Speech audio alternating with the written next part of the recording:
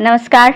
ये महाभारत कथा पूरी तरह से वेद व्यास महाभारत के ऊपर आधारित है। यदि आप इसका निरंतर श्रवण करते रहना चाहते हैं तो इस चैनल को सब्सक्राइब जरूर कर लें और आगे आने वाली सभी पॉडकास्ट के नोटिफिकेशन के लिए बेल आइकन को भी जरूर से प्रेस कर दें।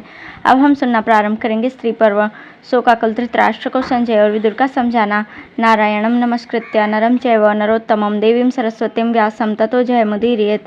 अंतर्यामी नारायण स्वरूप भगवान श्री कृष्ण, उनके सखा नररत्न अर्जुन, उनकी लीला प्रकट करने वाली भगवती सरस्वती और उनके वक्ता भगवान व्यास को नमस्कार करके आसुरी संपत्तियों का नाश करके अंतःकरण पर विजय प्राप्त कराने वाले महाभारत ग्रंथ का पाठ करना चाहिए। राजा जन्मेजय ने पूछा, मुनिवर दुर्योधन और उसकी सारी सेना का संहार हो जाने पर इस समाचार को सुनकर राजा धृतराष्ट्र ने क्या किया? इसी प्रकार कुरुराज, युधिष्ठिर और कृपाचार्य आदि तीनों महारथियों ने भी इसके बाद क्या किया?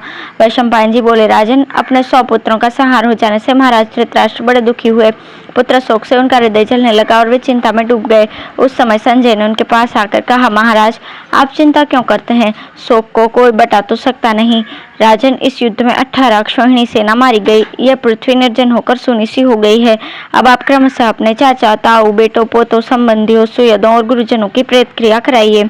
संजय की यह दुखमयी वाणी सुनकर राजा धृतराष्ट्र बेटों पोतों के वध से व्याकुल होकर पृथ्वी पर गिर पड़े। फिर सावधान होने पर वे बोले, मेरे पुत्र, मंत्री और सभी सुहृदजन मर चुके हैं। अब तो इस पृथ्वी पर भटक भटक कर मेरे लिए दुखी उठाना बाकी रह गया है।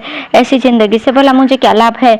मेरा राज्य नष्ट हो गया, भाई बंधु सब युद्ध में काम आ गए और आंखें तो पहले से ही नहीं है। हाय, मैंने अपने हितैषी परशुराम जी, नारद जी और भगवान कृष्ण द्वैपायन की भी बात नहीं सुनी। श्री कृष्ण ने सारी सभा के बीच में मेरे भले के लिए कहा था कि राजन, व्यर्थ वैर मत बांधो, अपने बेटे को रोको, किंतु मैं ऐसा मूर्ख हूँ कि मैंने उनकी बात भी नहीं मानी। इसी तरह मैंने भीष्म जी की धर्मानुकूल सलाह भी नहीं सुनी। इसी से आज बुरी तरह पछताना पड़ रहा है। संजय, इस जन्म में किया हुआ कोई ऐसा पाप आज याद तो नहीं आता जिसके कारण मुझे यह फल भोगना चाहिए था। अवश्य ही पूर्व जन्मों में मुझसे कोई बड़ा अपराध हुआ है। इसी से विधाता ने मुझे इन दुखमय कर्मों में नियुक्त कर दिया। अब मेरी आयु ढल चुकी है, सब भाई बंधु समाप्त हो चुके हैं और देववश मेरे हितैषी और मित्रों का भी नाश हो चुका है। भला अब संसार में मुझसे बढ़कर दुखी और कौन होगा? अतः पांडव लोग मुझे आज ही ब्रह्मलोक के खुले हुए मार्ग पर बढ़ते देखें। इस प्रकार राजा धृतराष्ट्र ने अत्यंत शोक प्रकट करते हुए अनेकों बातें कही। तब संजय ने राजा के शोक को शांत करने के लिए ये शब्द कहे, राजन, आपका पुत्र दुर्योधन बड़ी ही खोटी बुद्धि वाला था।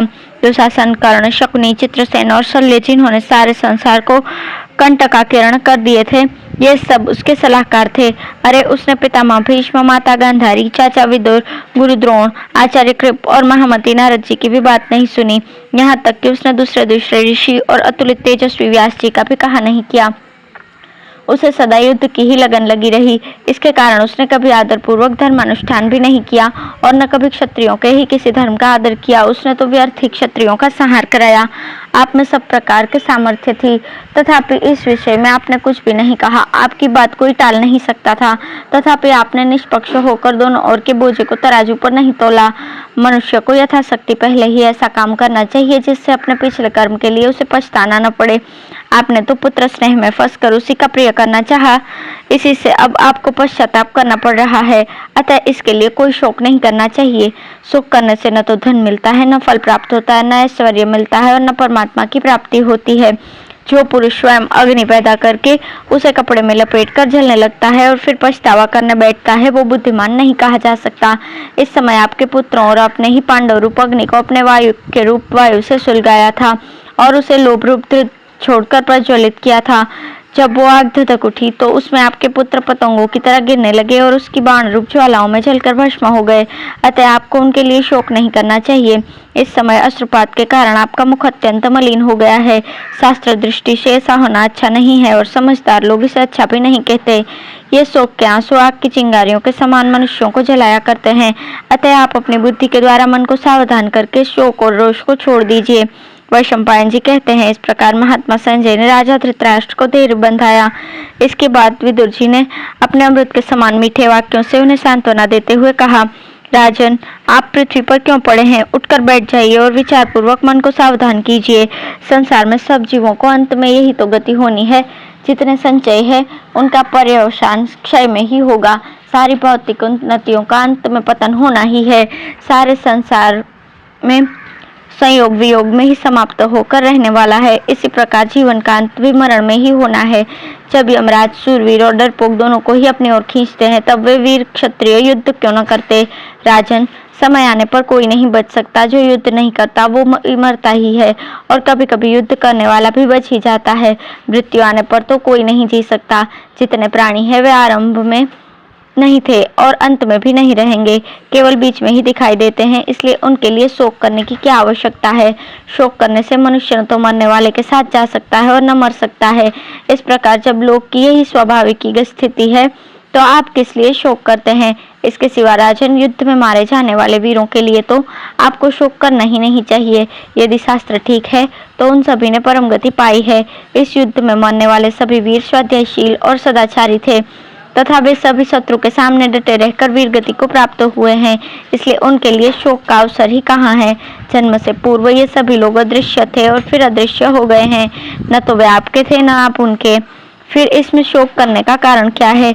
युद्ध में तो जो मनुष्य मारा जाता है उसे स्वर्ग मिलता है, और जो मारता है उसे कीर्ति मिलती है। इस प्रकार हमारी दृष्टि से तो दोनों ही प्रकार बड़ा भारी लाभ है। युद्ध में निष्फलता तो है ही नहीं।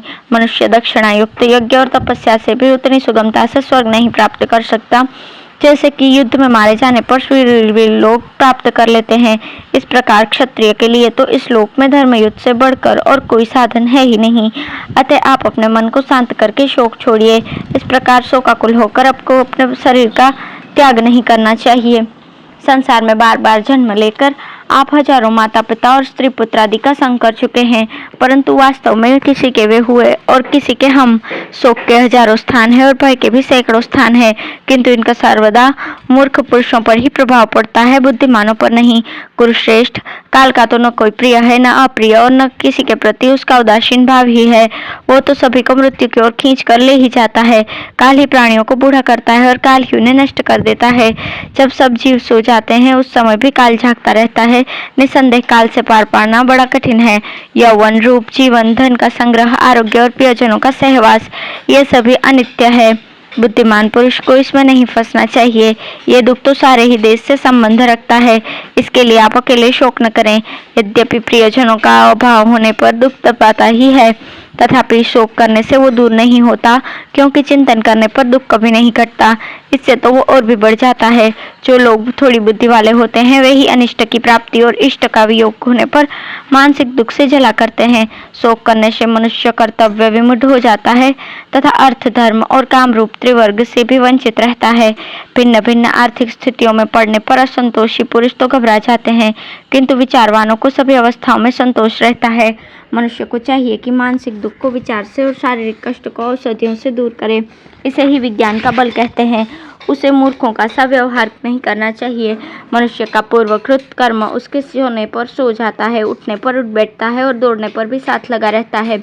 वो जिस जिस अवस्था में जैसा जैसा भी शुभ या अशुभ कर्म करता है, उसी उसी अवस्था में उसका फल भी पा लेता है।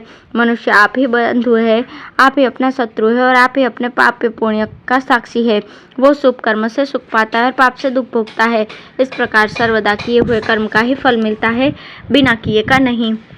धन्यवाद।